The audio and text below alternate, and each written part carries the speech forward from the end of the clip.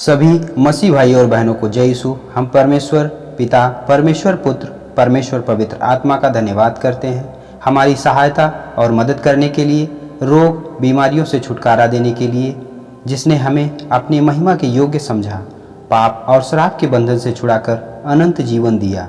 क्योंकि मनुष्य पाप में पड़कर परमेश्वर की महिमा से दूर हो गया और उन सब मनुष्यों में से एक हम भी थे। लेकिन प्रभु जी, आपने हमें उस पाप, उस कीचड़, उस अंधकार के जीवन से छुड़ाया।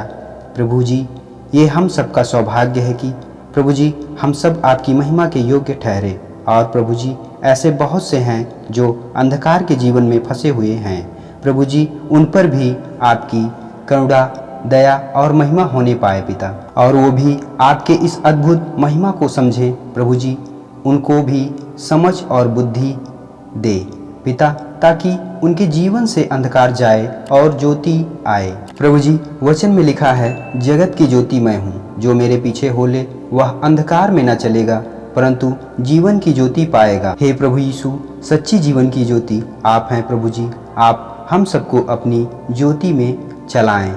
आमीन। प्रभु जी, जितने भी मसीह भाई बहन इस प्रार्थना को सुन रहे हैं, उनके जीवन में चंगाई, छुटकारा होने पाए परमपिता परमेश्वर। उनके जीवन में जो भी रोग और बीमारियां हैं प्रभु जी, उनकी समस्याओं का समाधान होने पाए पिता। और पिता, वो आपकी महिमा, आपके राज्य में आगे बढ़ने पाए, उन पर आशीष होने पाए। इस प्रार्थना को जीवित, अनुग्रहकारी, दयालु परमपिता परमेश्वर यीशु मसीह के नाम से मानते हैं। प्रभु जी, इस प्रार्थना को दया से सुने और ग्रहण करें प्रभु जी।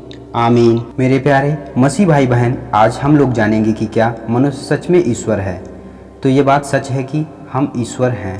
पृथ्वी पर परमेश्वर ने जितनी भी रचना की, केवल इंसान को छोड़कर पेड़ पौधे, जीव जंतु, आकाश और पृथ्वी, समुद्र में रहने वाले जीव जंतु, परमेश्वर ने इन सब की रचना अपने वचन के अनुसार किया।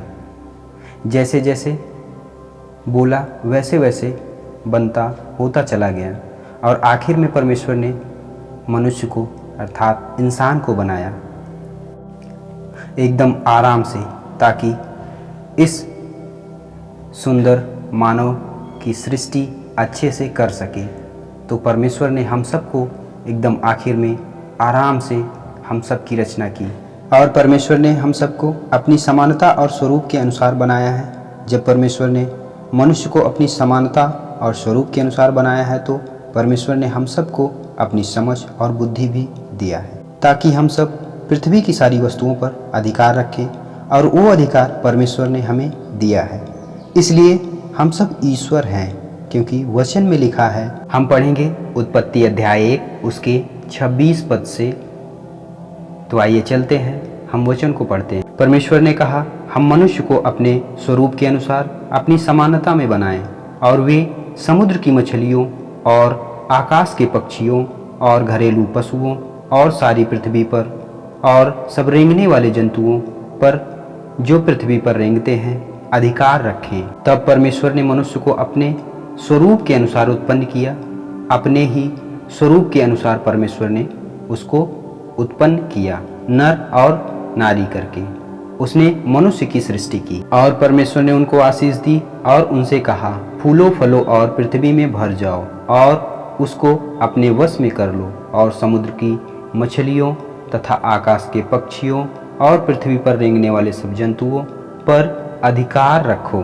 तो मेरे प्यारे मसीह भाई बहन, हम लोगों ने इस वचन में पढ़ा कि परमेश्वर ने हमें सारी वस्तुओं पर, सब पृथ्वी पर रेंगने वाले जंतु, आकाश के पक्षी, समुद्र की मछलियों, सारी वस्तुओं पर हम सबको परमेश्वर ने अधिकार दिया है।